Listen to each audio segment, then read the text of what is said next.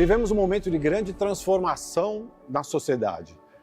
São Paulo é um dos lugares onde essas grandes transformações estão aparentes, com novas edificações, novos bairros, potenciais construtivos.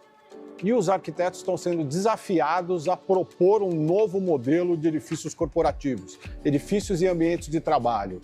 A pandemia acelerou todo um processo de digitalização, um processo de trabalho remoto, um processo em que as pessoas precisam voltar a trabalhar e se reconectar, né? A gente tem que propiciar que a arquitetura seja um elemento desse retorno, desse resgate. Baseado nisso, os edifícios têm que ser mais acolhedores, edifícios mais personificados, que sejam uma persona, não os edifícios no modelo antigo, que eram muito baseados em edifícios corporativos espelhados, grandes esculturas que têm a sua suntuosidade, têm a sua imponência, mas que falta alma para esses espaços. Eles são muito impessoais e não conectam as pessoas ao ambiente interno, porque eles refletem simplesmente o que está no seu contexto e não permite também que tenha uma interação entre as pessoas internas olhando para a rua e as pessoas da rua olhando para esse espaço interior.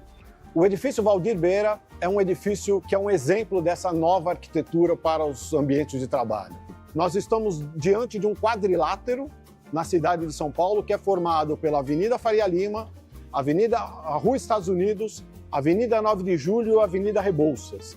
Esse eixo, ele circunda uma área verde muito importante da cidade, que é os Jardins, o bairro dos Jardins, composto somente de residências unifamiliares, em sua grande maioria, e que cria um grande tapete verde para a cidade.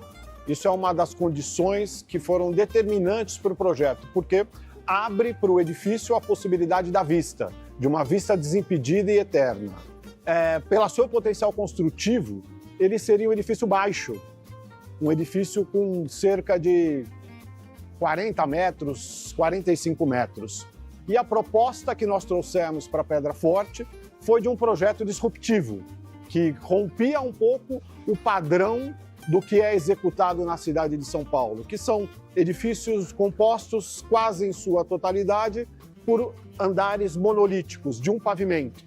O que nós propusemos para Pedra Forte era para ganhar um edifício que fosse mais um arranha-céu, que ele tivesse a verticalidade como um grande patrimônio, porque essa verticalidade permite a amplitude da vista. O edifício tem cerca de 80 metros de altura e todos os pavimentos são compostos por pavimentos de pé direitos duplos. Eles são configurados em conjuntos, que eu tenho o pavimento térreo do conjunto e o pavimento superior do conjunto. Quando abre a porta do elevador, o visitante ou quem trabalha dentro desse espaço tem um grande impacto, porque a vista que se descobre da cidade de São Paulo é inimaginável. A fachada sul do edifício é voltada para a vista. Isso propiciou que, na análise do desenvolvimento do projeto, essa fachada não tivesse nenhum elemento, nenhuma barreira, e que a gente pudesse ampliar ela ao máximo possível. Na fachada norte, onde nós temos a incidência de sol, a maior incidência de sol, nós propusemos a criação do core central, onde estão os elevadores, áreas técnicas, banheiros, áreas de ar-condicionado e shafts. Agora a gente está no edifício Rubens Parada. É um edifício lindeiro ao outro edifício do Waldir Beira, mas numa proporção diferente, uma proposta diferente. Esse edifício tem aproximadamente 390 metros quadrados de área, sendo que nesses 390 metros quadrados, que normalmente contempla uma estrutura um pouco mais enxuta de empresa, nós conseguimos colocar todos os atributos de um edifício AAA, inclusive o pé direito. Os pés direitos aqui, eles passam de 3,90 metros para as unidades, e eles são configurados em lajes maciças, sem qualquer interferência, dando uma integração muito interessante para o empreendimento.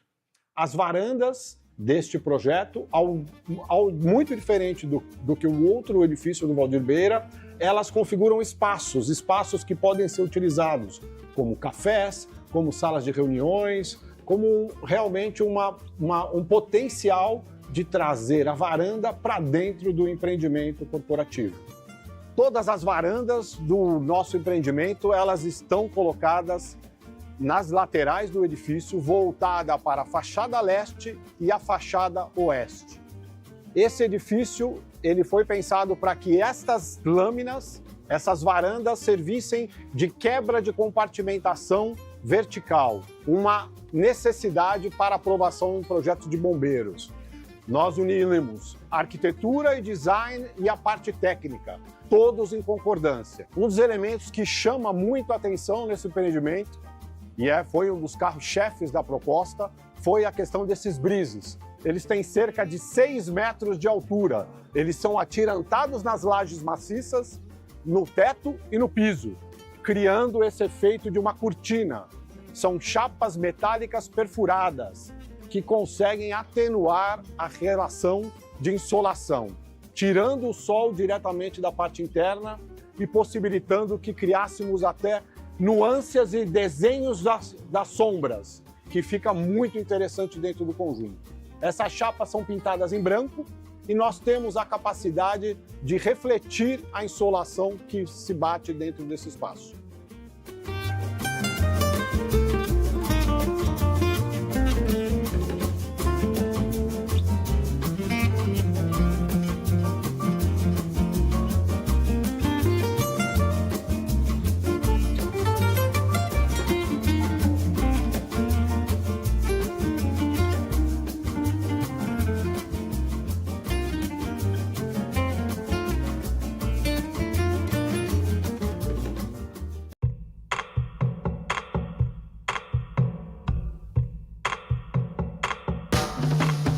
O mercado imobiliário está muito diferente do que era no passado.